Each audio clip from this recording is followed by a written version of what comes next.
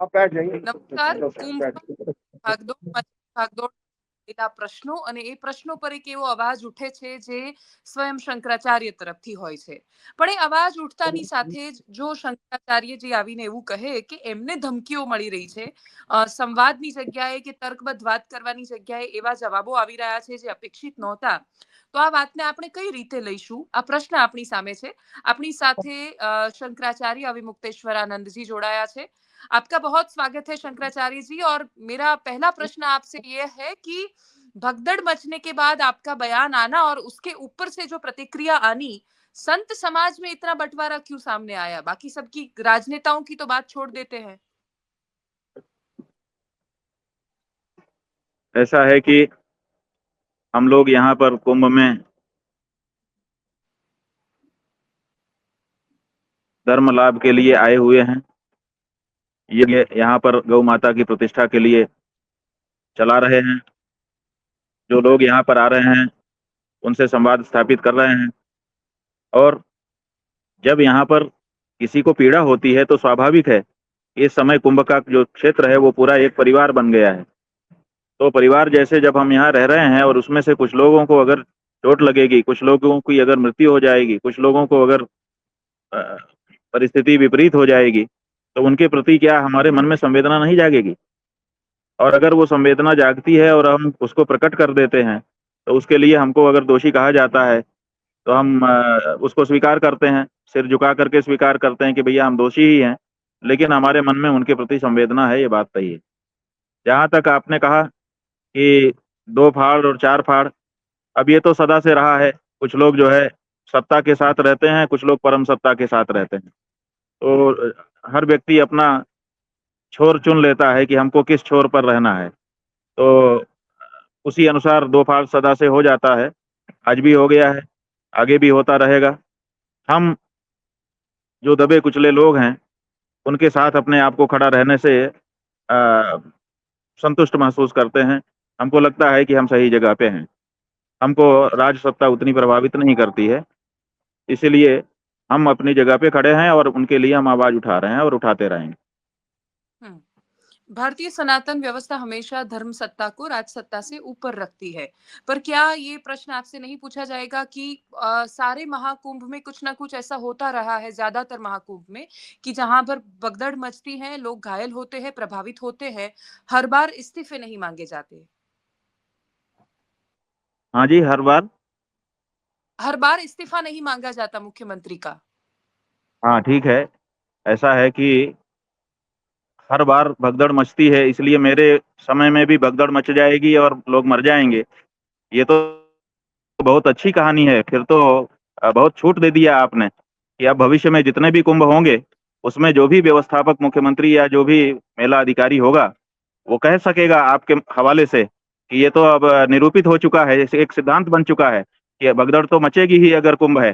बिना भगदड़ के तो कुंभ हो ही नहीं सकता है, और भगदड़ मचेगी तो लोग मरेंगे ही, और जब मर जाएंगे तो ये तो भगदड़ होती ही है, हर कुंभ में होती है, इसलिए मेरे समय में हुई तो मेरा क्या दोष है?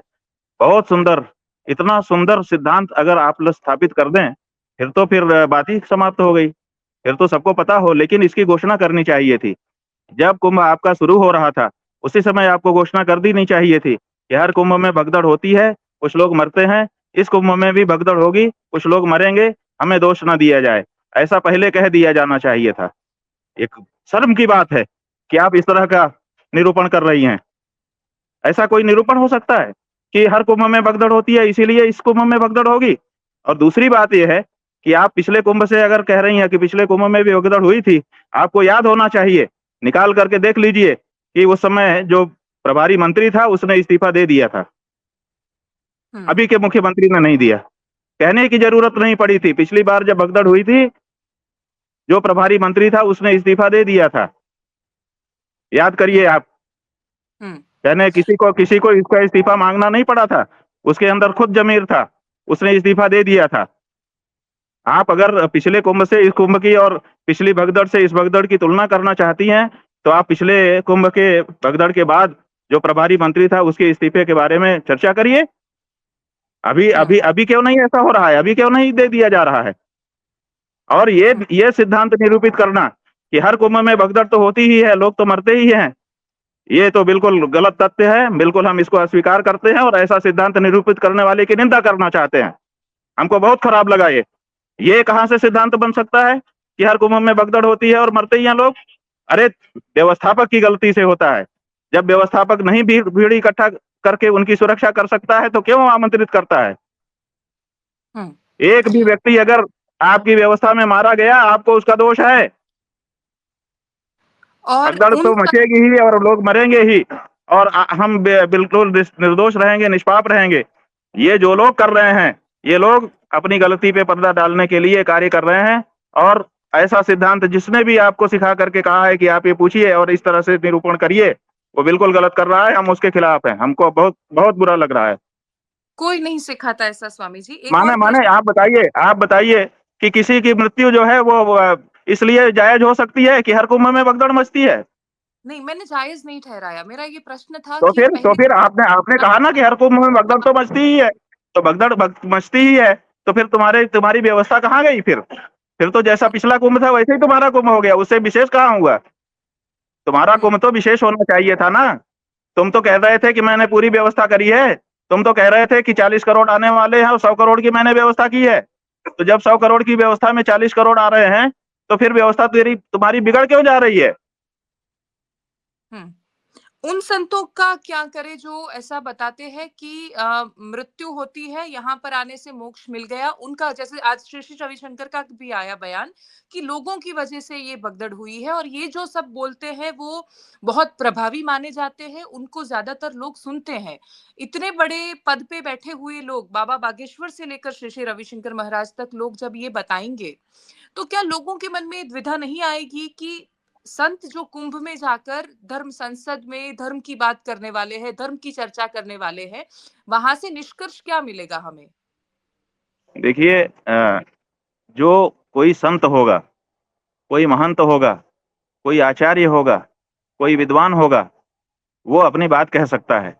लेकिन वो अपने मन से कुछ नहीं कह सकता है। ये हमारा सनातन धर्म है, और सनातन धर्म में कोई भी बात आपको कहना है तो उसको शास्त्र प्रमाण के साथ कहना पड़ता है। हमको कोई भी व्यक्ति शास्त्र प्रमाण दिखाए कि कोई व्यक्ति अगर यहाँ आया हुआ होगा और उसको भीड़ जो है दबा करके कुचल करके मार देगी, उसको मोक्ष मिल जाएगा। ऐसा किस शास्त्र में लिखा है बताए? कहाँ ये शास्त्र वचन है कि तुमको कोई घेर के मार दे और तुम्हारा मोक्ष हो जाएगा? ये वचन जो है वो ये है कि ये वही तन्मम विसृजन्ति धीराः, जो यहाँ आएगा, आकर के संकल्प पूर्वक, उसका भी एक विधि है कि मैं यहाँ पर शरीर छोड़ रहा हूँ। उस विधि से जो यहाँ पर शरीर छोड़ेगा, उसको मोक्ष लाभ के बारे में कहा गया है। ये नहीं है कि यहाँ आया, प्राण छोड़ना नहीं चाहता था, लेकिन आपने कुचल करके मार डाला और कह रहे हैं कि यहाँ मोक्ष मिल जाएगा। किस शास्त्र में लिखा है? शास्त्र की पंक्ति उनसे पूछिए जिन लोगों ने ये वक्तव्य दिया है, और उस पंक्ति को सामने आने पर उस पर विचार किया जाएगा। कोई भी साधु, कोई भी महात्मा, कोई भी आचार्य, यहाँ तक कि हम भी बिना शास्त्र के प्रमाण के कुछ भी नहीं बोल सकते हैं। अगर आप कह रहे हैं कि यहाँ पर मर गया तो मोक्ष मिल गया, तो मरने की परिस्थिति आप बताइए और वो उसका शास्त्र वचन बताइए। पूछिए आप, जिनका जिनका जिनका आप नाम ले रही हैं उनसे पूछिए कि किस शास्त्र में कहाँ कौन सी पंक्ति में ये लिखा है कि भीड़ आएगी, भीड़ कुचल देगी, आप मर जाओगे तो आपको मोक्ष मिल जाएगा। कहाँ लिखा है बताएं वो? आखिरी प्रश्न कि महाकुंभ में इस बार जिस तरीके से महाकुंभ चर्चा में आना चाहिए था कि पंचायतन पूजा के बारे में क्या कहा गया, कौन से देवों की मानने की बात की गई, पर हमने ज्यादातर देखा कि कवरेज वीआईपी जो आ रहे हैं उसका हो रहा है, आईआईटी बाबा को हो रहा है, ममता कुलकर्णी को एक दिन महामंडलेश्वर बनाया जाता है, दूसरे दिन निकाल भी दिया जाता है। तो मीडिया का भी बहुत बड़ा रोल है। ऐसा नहीं है कि जिम्मेदारी वहां पे सब लोगों की है, हमारी भी है, वो मैं मानती हूँ। पर उसके बाद जो चित्र उभर कर सामने आया, महाकुंभ अगर एक इवेंट है, अगर व्यवस्था भी है, तो भी उसमें खामी कहाँ हुई, गलती कहाँ हुई? क्या वीआईपी कल्चर बहुत ज्यादा प्रभावित हो गया वहां पे? नहीं, जो अभी तक हमारी समझ में बात आई है, हम अंतिम रूप से तो नहीं कहते हैं, लेकिन यहाँ पर रहने से, यहाँ के लोगों से चर्चा विचारणा करने से, भुक्तभोगियों के बयानों से और सारी परिस्थिति का अनुशीलन करने के बाद जो हमको अभी तक समझ में आया है, उसके अनुसार हम आपको बताना चाहेंगे कि यहाँ पर क्या हुआ है कि ये प्रचार कर दिया गया कि 40 करोड़ लोग आ रहे हैं, तो भीड़ दिखाने की जरूरत थी। अब भीड़ जो है वो कैसे दिखे? जितने लोगों की अपेक्षा थी उतने लोग आए नहीं। तो भीड़ दिखाने के लिए यहाँ के प्रशासन ने, जैसा कि हमारा अनुमान है लोगों के बयान के आधार पर, यहाँ के प्रशासन ने उनको डंप करना चाहा कि वो निकल ना जाए स्नान करके, तो उन्होंने पुल बंद कर दिए, उन्होंने रास्ते बंद कर दिए, उन्होंने सबको गंगा की धाराओं में स्नान, हम लोगों ने यह वक्तव्य दिया था कि जहां तक कुंभ क्षेत्र है वहां पर कोई भी धारा है, चाहे गंगा जी की धारा है, चाहे यमुना जी की धारा है, चाहे दोनों की सम्मिलित धारा है, कहीं पर भी आप स्नान करेंगे आपको प्रयाग में कुंभ स्नान का पुण्य मिल जाएगा। तो लोग स्नान करने के लिए जाते थे, लेकिन लोगों ने बताया कि पुलिस वहां से उनको हटा देती थी, कहती थी और आगे जाओ, माने संगम की तरफ जाओ। तो जो हम लोगों का अनुमान है अभी तक की परिस्थिति का अनुशीलन करने पर, वो ये है कि भीड़ को ड्रोन कैमरे से कवर करने के लिए एक जगह पर इकट्ठा करने की रणनीति कुछ बनाई गई होगी और सबको वहां पर डंप किया गया। पब्लिक का, जो जनता का मनोभाव होता है वो ये होता है कि वो चलते रहें तो चलते रहते हैं, अगर उनको रोक दिया जाए तो अकुलाहट होने लगती है। तो उसी में जब ज्यादा देर तक वो लोग डंप रहे तो उसमें फिर निकल करके वहां से भागने की इच्छा हुई तो भगदड़ मची और उसी में जगह जगह पर ये हो गया, जिसके कारण अनेक लोगों के प्राण चले गए। तो ये जो है भीड़ को ड्रोन कैमरे से दिखा करके पूरे विश्व में दिखाना कि बहुत भीड़ है देखिए, और उसी की इच्छा, उसी इच्छा को पूरा करने के परिणाम स्वरूप ये समस्या हुई है जो अभी तक हमको समझ में आया। ठीक है जी, बीच में हमने थोड़ा सा गुस्सा दिखाया, उस कारण से दिखाया कि अगर कोई ये कहता है कि अगले कुंभ में भी तो भगदड़ हुई थी तो इसमें हो गई, इसका मतलब है कि वो अपने द्वारा जो गलती हुई है उसको जस्टिफाई करने की कोशिश कर रहा है, जो कि नहीं हो सकता है। देखिए, अगर आप गलत हैं ऐसा बता करके हम अपनी गलती को नहीं छिपा सकते। अगर आप गलत हैं तो आप गलत हैं, उसका विश्लेषण होना चाहिए, और अगर हम गलत हैं तो हमारी गलती का विश्लेषण होना चाहिए। लेकिन जब हमारी गलती दिखाई जाती है तो हम आपकी गलती निकाल करके रख देते हैं और कहते हैं तुम भी तो गलत थे, ऐसे करके हम भी बच जाते हैं। ये जो नेताओं का तरीका निकल गया है आजकल कि जब तुम्हारी कोई गलती निकाले तो तुम भी उसकी गलती निकाल दो और इस तरह से दोनों एक हो जाओ। तो ये बहुत अच्छा नहीं है, न्याय के विरुद्ध है। और जो यहाँ की परिस्थिति है वो टेलीविजन से नहीं समझ में आ सकती है। जो लोग यहाँ हैं वही इस बात को समझ सकते हैं कि कितने लोगों की मृत्यु हुई है और किन परिस्थितियों में हुई है और बाद में उनकी लाशों के साथ क्या व्यवहार हुआ है। सब कुछ बहुत दुखद है। जी, बहुत धन्यवाद आपका हमसे जुड़ने के लिए। नारायण नारायण।